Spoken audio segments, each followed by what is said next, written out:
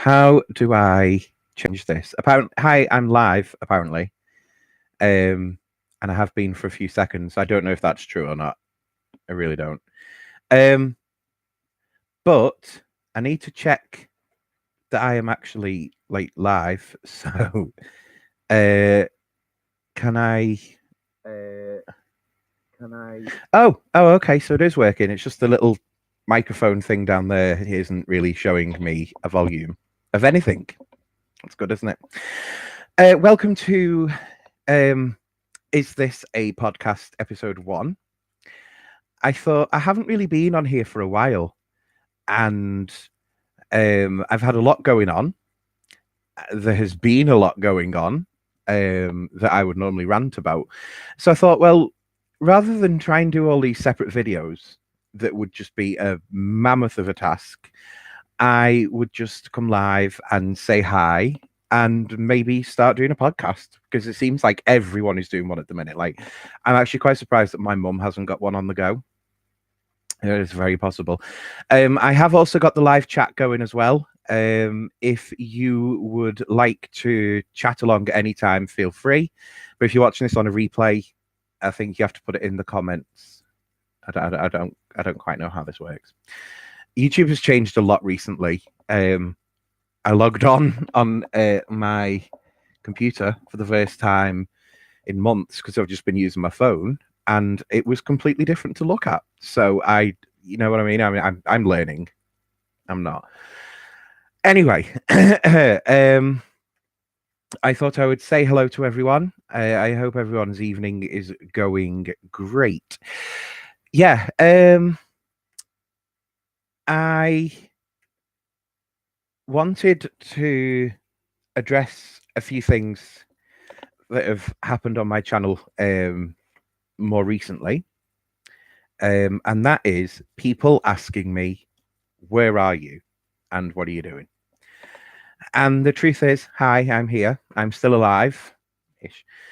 And I've had a difficult few months, I think is the best way to put it.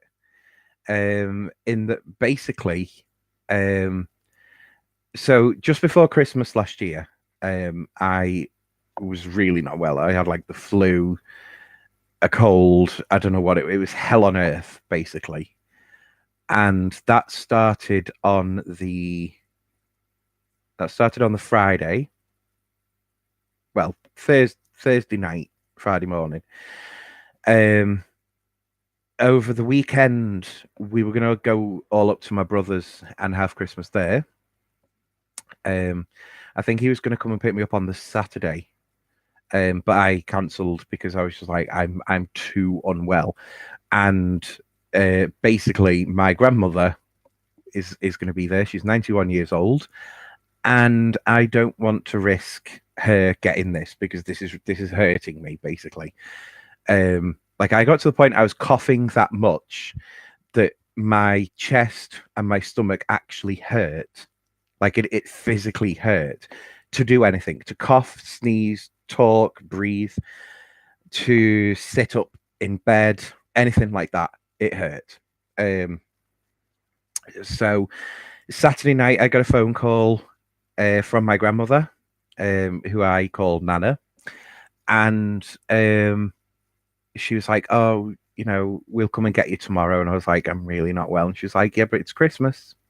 So I'm like, "Oh, okay." So they came and got me. I really wasn't well over Christmas. My mum had caught it as well. She wasn't well over Christmas. But we all sort of did what we could. And then it was the day after Boxing Day. And we were going to get up,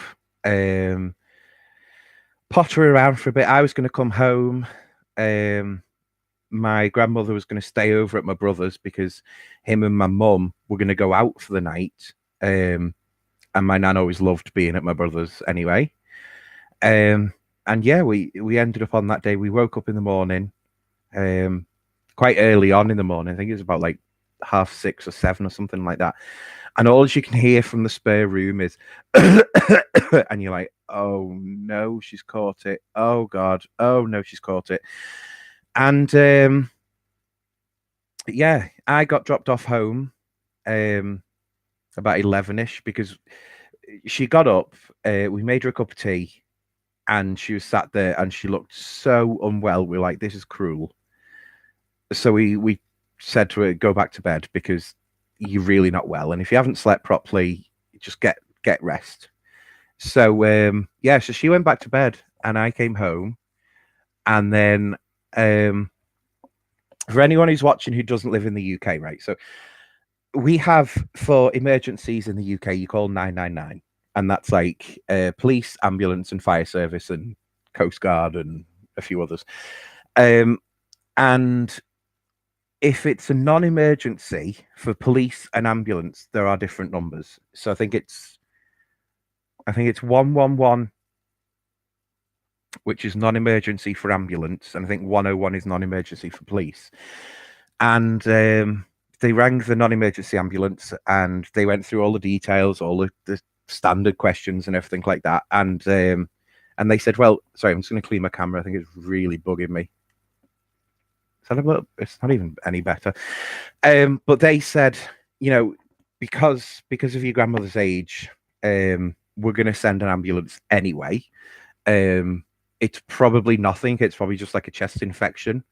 She'll probably just be able to get medication from a doctor, but we just want to be on the safe side. So we're like, okay. So the ambulance turned up and they said, "Well, we think you've just got a bad chest infection. So we would prefer it if you came with us and got checked over in A&E, only because they can do more tests on you and they can also prescribe you the medication as well." So we're like, okay, that's fine. So at home, like back here, I got put on sort of alert, and we sort of had this plan in place where we were like, she's going to go into A&E. She'll be there a couple of hours, but she cannot be left alone tonight. And I was like, well, I can't really go and stay at hers because I'm meeting up with friends. Why doesn't she just come to mine? So that was going to be the plan. And then I'd have been able to look after her for the night. As it turns out, she was in A&E for quite a while. I think it's about 5 hours, 6 hours, something like that. And they said, yeah, you've got like a really bad chest infection, but we're going to keep you in for observations anyway, just to be on the safe side. So we were like, okay. So the next day, we go in and visit her on the ward, and we're like, okay, what is it? And the doctors have been round and they didn't know.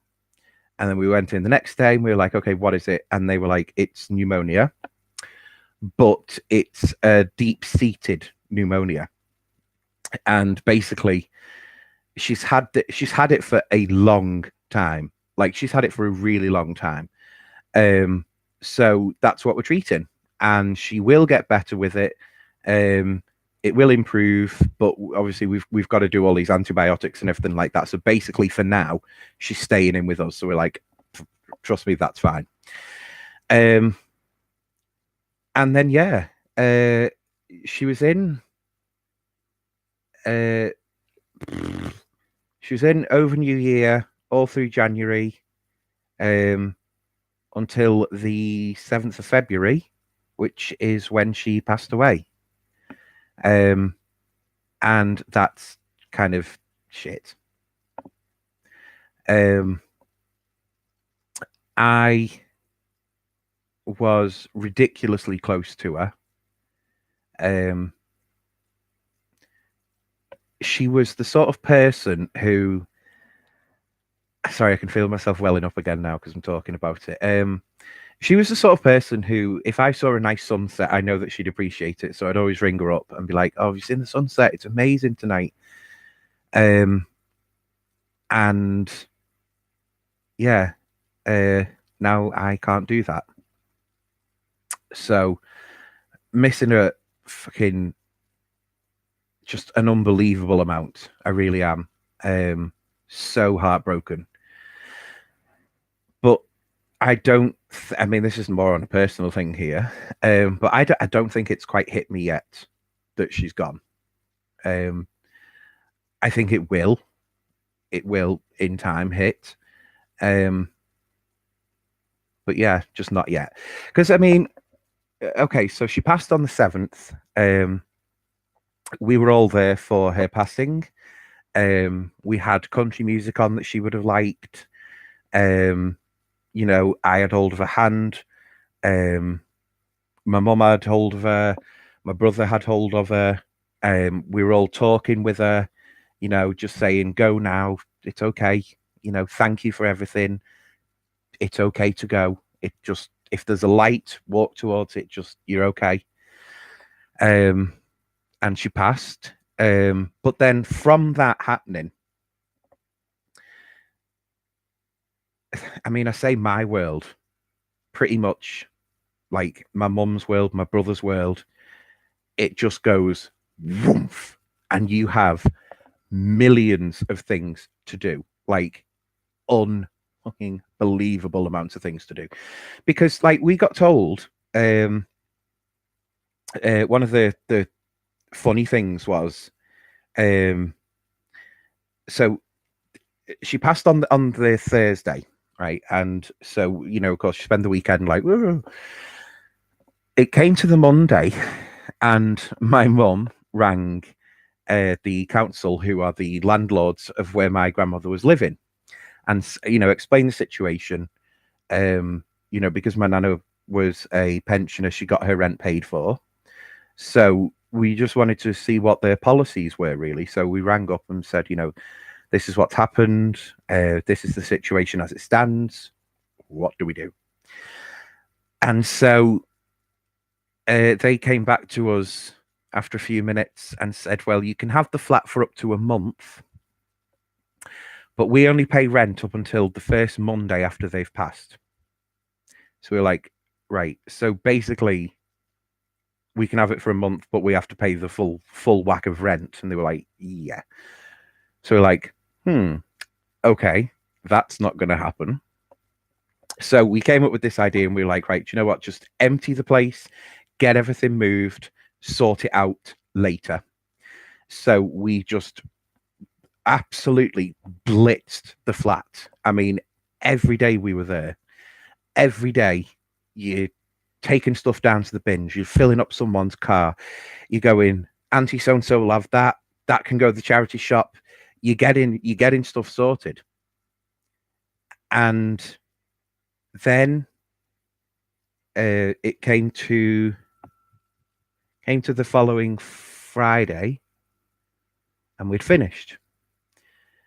And I'd said, well, do you know what? It'd be really nice if we had like a little toast to her in her flat, like, you know, when we've done everything. So we have a drink over here that's called Schlur. I think that's how you pronounce it. I just love saying Schlur. And it's a non-alcoholic grape juice, basically, but it's like kind of similar to wine in that it actually doesn't taste anything like wine. It's not like it at all, but it's in a glass bottle, so similarities begin and end there.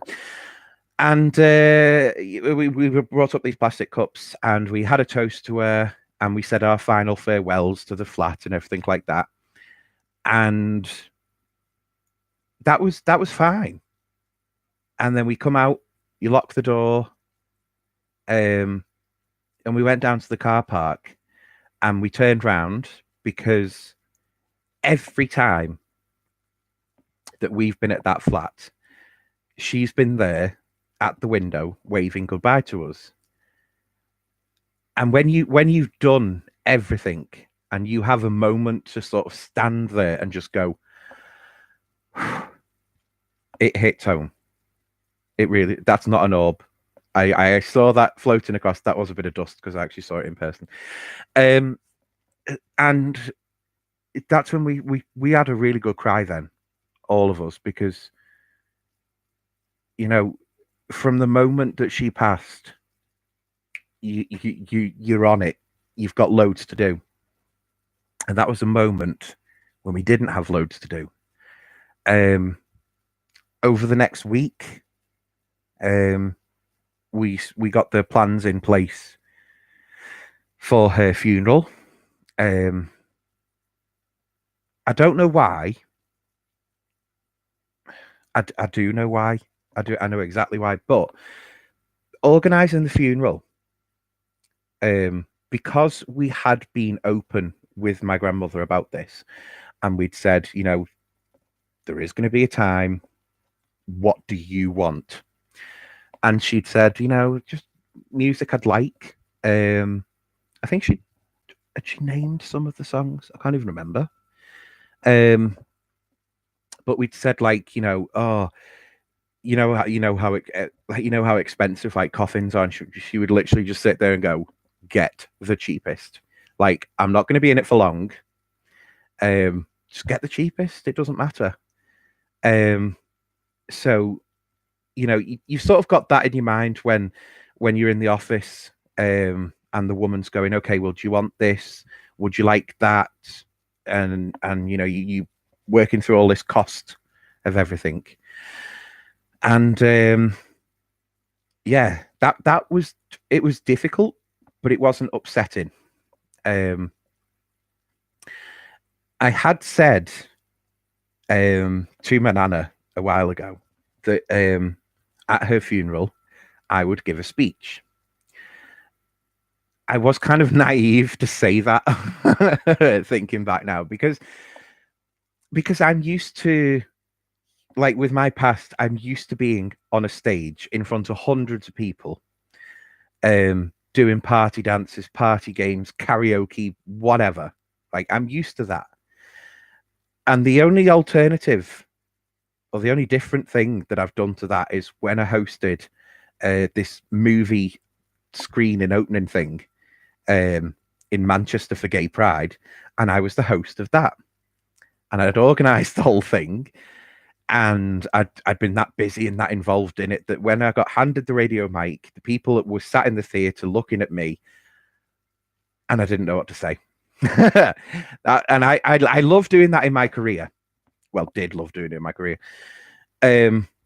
Because it was challenging to me. It was something new. It was a different aspect of entertaining. It was good, and it turned out good in the end. And I said, okay, I'll do a speech for you. And she was like, okay. And I was like, well, obviously, this is all going to be about you. So, how do you want your funeral to be? Do you want it, people laughing? Do you want it a sad thing? And straight away she was like, no, I want it happy. Yes, let people mourn, but I don't want sad people there. I don't want that, because that's not me,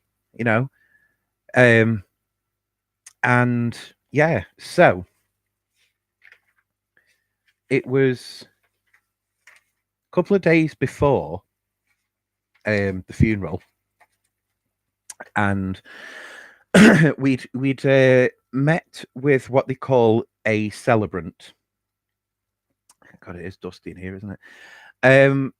So a celebrant is when you're not religious, and you want them to host your funeral, in effect. They're called a celebrant because they basically celebrate your life, and I think that's perfect. I mean, that's exactly what I want. I want a celebrant. And the funeral home that we'd worked with for the funeral had difficulty getting hold of one. And I spoke to them one day, and they said, right, we found this lady. She's a lovely woman, blah, blah, blah. She'll call you. So like, okay. And no, they actually wanted us to call her. And we were like, no, we've paid for her to ring us. So yeah. Anyway, so she rang us and she was like, okay, we need to do like a meeting. So we're like, okay. This lady came in. She was and is amazing. That's the only way I can describe her. She is so just on our wavelength. Like, she had the same sense of humor as us. She knew like songs that my nana knows or knew. because she said like, well, what songs do you want and when do you want them in the service? So we'd said, okay, well, and this is what we want, and she knew them. And there was one of them, "Welcome to My World" by Jim Reeves, and then he's had like quite a few big hits. And she just starts singing these other songs, and you're like, "Oh my god!" As if you know this. And that meeting put me at ease because I knew that it didn't matter about like how I was feeling on the day, because this woman had it under control, and I felt so much better knowing that. And she'd said, do you want anyone to do a speech? And I'd said, well, yeah, I will. And she's like, okay, what about if I do sort of from her birth up till when you were born, and then you just do like the Nana that you knew? So I'm like, okay, that's fine. That works for me. Okay. So we carried on the meeting. She went, and I spent the day sort of going, okay, how am I going to do this? How am I going to do this? I don't know. What am I going to put in it? And I thought, well, I don't just want this to be like a sort of speech from me. Like, this has got to involve my brother and my mum, like my nana's other two closest people in the world. How do I do that? So we sat around and we were talking about memories and stuff like that, and we had a laugh. But there's certain things that I don't know, you just feel as if it's protocol. I cannot mention that at a funeral. And you're sort of like, okay. And then you'd think of something else and you're like, okay, well, what if I say blah, blah, blah? And then it's no, you can't say that. And it really, really got to me that, like, here's me, got to think of this speech, and everything that I can think of is getting thrown back in my face. Like, that's not good enough. What fuck can I do? And so it was, I came back to mine in the afternoon. I came and got on the bed in here. And I was just like, do you know what? Fuck this. I can't do it. I can't do it. It's too much pressure. Like, this is too out of my comfort zone. And I actually messaged my mum and I said, ring the celebrant and tell her I'm not doing the speech because this is stupid. Right? The amount of stress that I'm under is pathetic. I can't do this. So my mum was like, okay. And then I thought about it. And it was a little bit later on. I think it was actually a little bit. Yeah, because she came on the Saturday. Yeah. So it's on the Saturday. She came over and blah, blah, blah. So later on, I sat down at my laptop and wrote out my speech. I put it in big writing because I was like, on the day I'm going to be bawling my eyes out. I need to be able to see this properly. I mean, it was all right, but what I did was I put it onto one of them sharing websites, so my brother could edit it and my mum could edit it. So he'd said, okay, well, we're having a meal on Sunday anyway. We'll talk about it then. So I printed. No, I hadn't printed a copy off, but everyone had a copy on the phones anyway.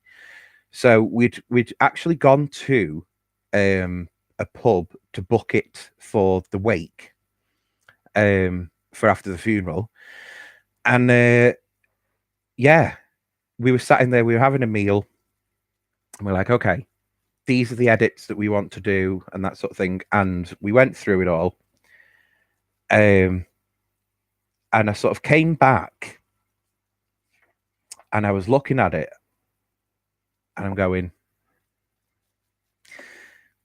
this isn't working for me. This is not. This is. I mean, about the edited version, I was like, this is not me. This is really not what I would say. But so I think it was on the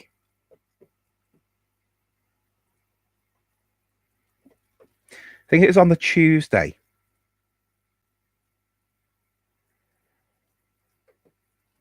Let me try and get this right in my head. So the funeral was going to be on the Thursday. So I think it's on the Tuesday before. And my mum came round to like get the last bits of my suit together so she could iron it and make sure it was all right, because she does not trust me to dress smart. Don't know why. And she said, okay, give me the speech. As if you're standing there at the podium in front of everyone, give me the speech right now. So I was like, okay, I'll give you the speech. So I read it as best I could. We made edits on it on the night. And that was going to be the speech. That really was. So my mum went, and then it must have been on the Tuesday night. It must have been. I don't think it was the Wednesday night, but that's me getting caught up in the details. It doesn't matter.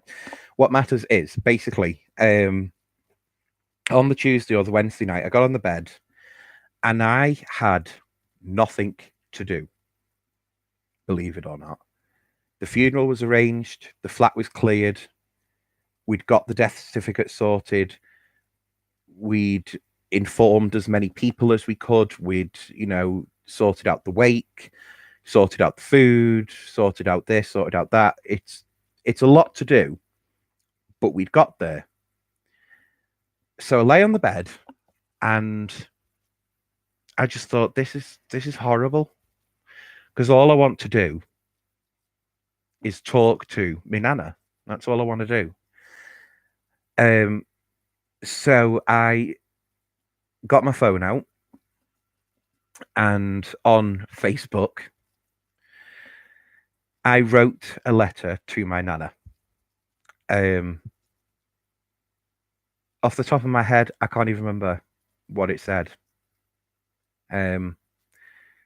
It was just sort of as if she was on the phone with me, just talking away. And I was typing it all out, and like a thing had happened where we'd gone to her flat one day and got out the car, and as we were walking up to the flat, I looked up at the window, and even to this day, I swear to God, someone was stood in that window. Same height as me nana, same colour like top or cardi that she would have had on. But I stayed out, finished off my cigarette, and when I went back up, said to my mum, what was it? Pardon me, what was in the window? Have you moved it? And we went, we haven't moved anything. So I'm like, that's kind of weird. And it was my mum that actually said, well, maybe it was your nana. Maybe. Don't know. So I'd written about that in this thing and just said, was that you that I saw the other day? Like, were you showing me that you were there, because no one else saw it? So, what gives? And yeah, I posted it on my Facebook. It was a friends only thing. And then I came off Facebook. I didn't really think anything more of it. And my phone rang about half an hour later. It was the Wednesday night, because my brother was staying over at my mum's, and he only stayed over the night before the funeral. Okay, right. I knew it had come into my mind at some point. So I got a phone call about half an hour after I posted this thing, and it was me mum, and I thought, oh shit, she's read it, she hates it, and it's going to be, how dare you post that? That's upset me. Take it down. And obviously, I don't want to upset my mum, but I also don't want to upset my mum more, because she's lost her mum. Like that would be horrible. So I answered the phone and I'm thinking, oh shit. And she went, that what you've put on Facebook is And then there was this massive pause, and I'm thinking, she's going to say shit. She's going to say take it off. She's going to say it's horrible.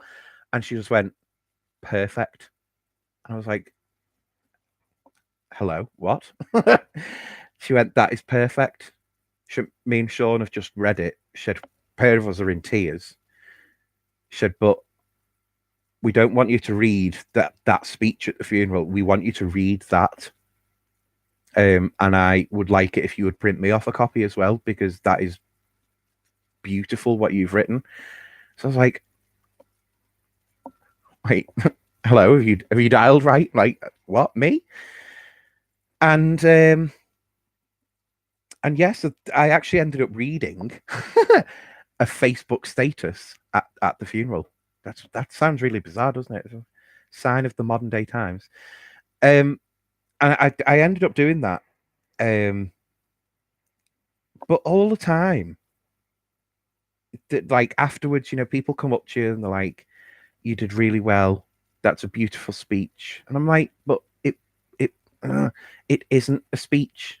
That was just me writing a letter to my nana." Like that. Do you know what I mean? Like that, I'd put hours into. Not really blood, sweat, and tears, but near enough. And that letter that I wrote on Facebook, it took me 5 minutes because it was just from the heart. And I think that's what touched a lot of people about it. The funeral went fine. It really was a nice service. And I did my speech. And it's the only time, because I've said this to my friends for years, that, when you go up on stage, I can kind of see where these pop stars get it from, that it's like an alter ego takes over. Because on stage, you don't have bills to pay. You're enjoying what you're doing. And you're happy. And when I'm in that sort of zone, nothing really gets to me. But doing that speech, there was a couple of times I had to be like, and then carry on, because I felt like I was going to cry. I didn't. I think I did really well. But yeah, and then because my speech was quite early in the service, so when I got to sit down after that, that's when I could cry for me. And it was the wake was lovely. I am so honored to have the family that I have, because they're an amazing bunch of people. Everyone's got a different story to tell, and usually it's either hilarious, heartbreaking, or just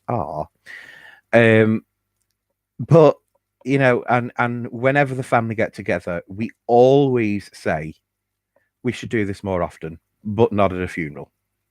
We say that every time, and yet it's only fucking funerals that we get together. So we are going to have to work on changing that, because I do absolutely love my family. I really do. My grandmother's passing has been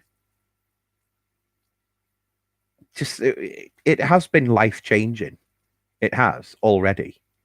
Because now there isn't a phone call or a time when me, my mum, or me and my brother, we don't end the call without saying love you, even if it's just that.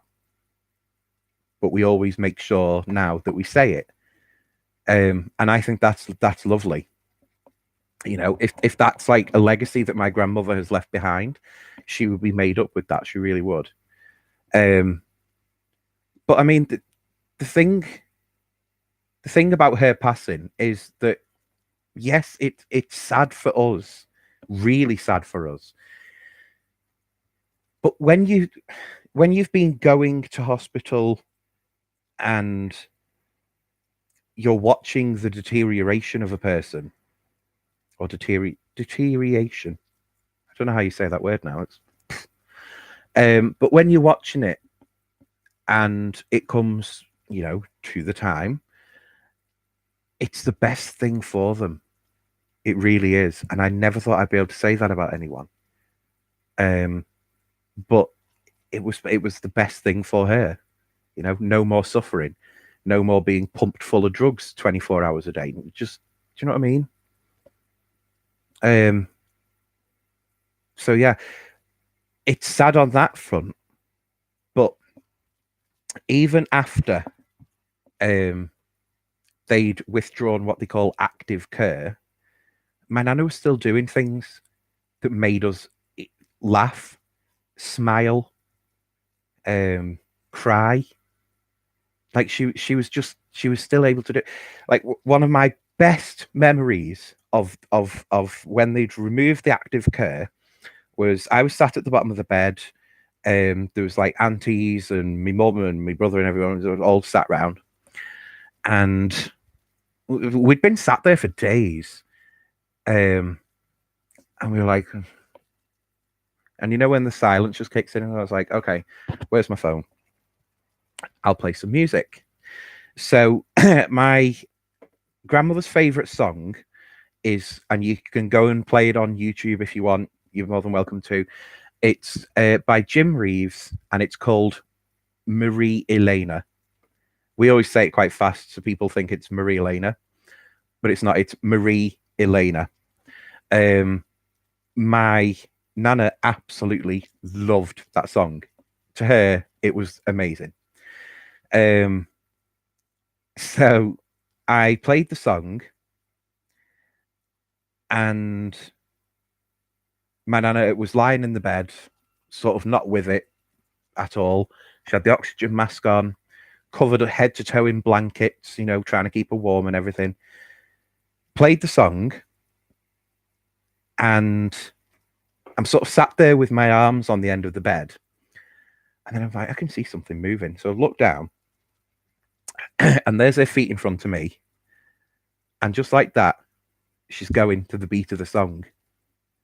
And then the next minute, both of them going. And then the next minute, I think her hand, she was moving her hand. But if you looked at her oxygen mask, she was mouthing the words to the song underneath.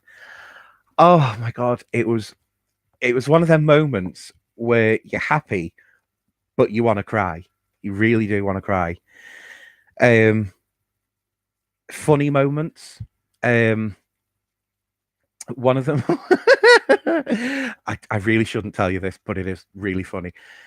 So one of them was she had difficulty urinating towards the end. So they'd put what they call a catheter in.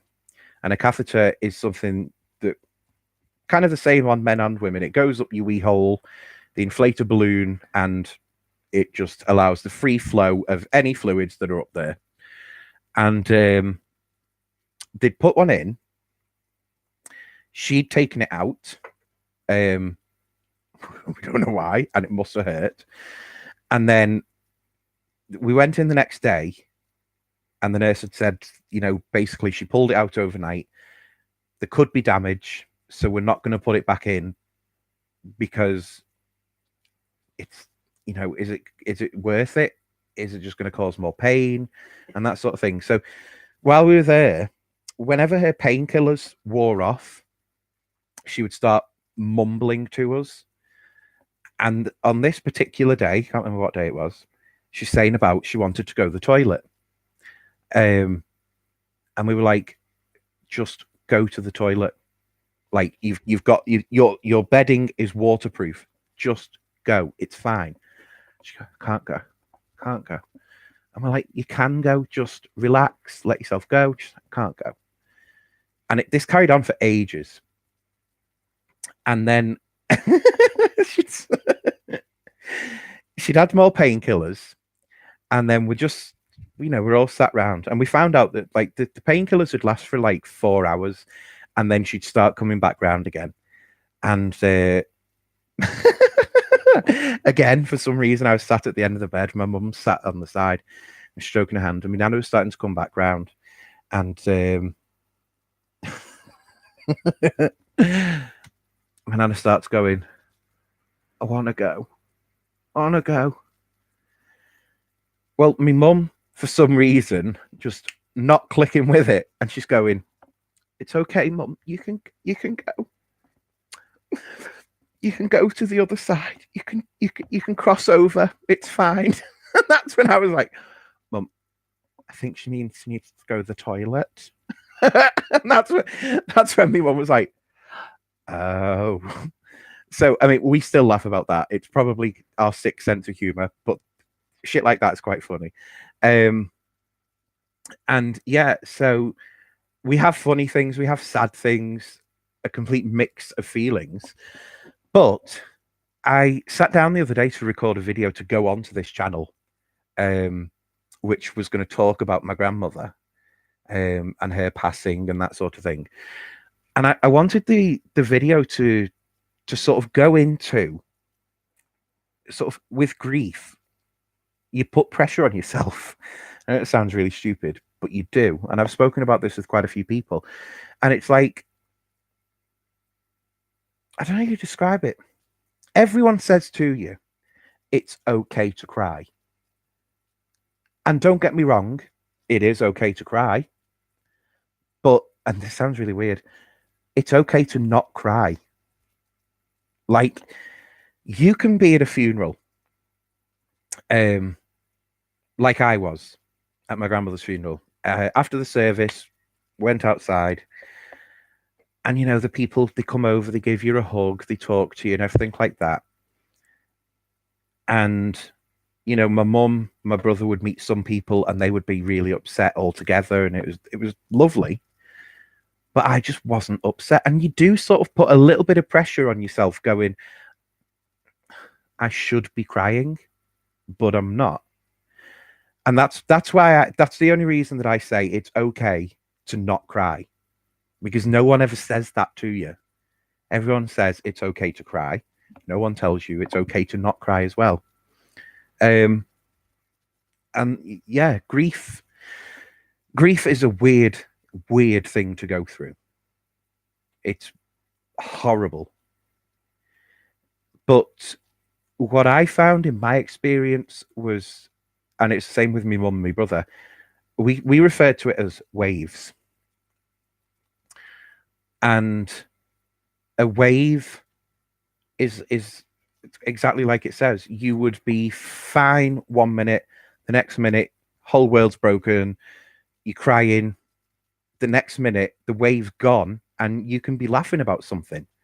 Like, it's completely weird, but it comes on in waves. And eventually, I mean, I'm only, a couple of weeks on, and the waves do get further apart, but they don't go. And I mean, like I said at the beginning of this video, I was unbelievably close to her, really close. And I think it's still only just starting to hit. Like, this is what's happened. And it's horrible. But it's gonna hit me. That's the way that nature goes. I can try and be ready for it. I never will be. I've just got to deal with it. So if grief is something that you are going through, my main advice would be talk. That's all. Talk. Don't bottle everything up. It's not helpful. If something makes you laugh, laugh. If something makes you cry, cry. If you feel like I have done it sometimes, when you're like, there's just no emotion, that's okay too. You know? But the main thing is to talk it through with someone, family, friends, work colleagues. Seek professional help if you want, but just talk, because it does help. And I am very conscious of how long this video is going on for now, So I'm going to go. But maybe I will do a podcast in the future because this has been quite good fun just to talk and not have to do any editing. I like that. But yeah, so thank you all for watching. Please do leave a comment below if you'd like to. You don't have to.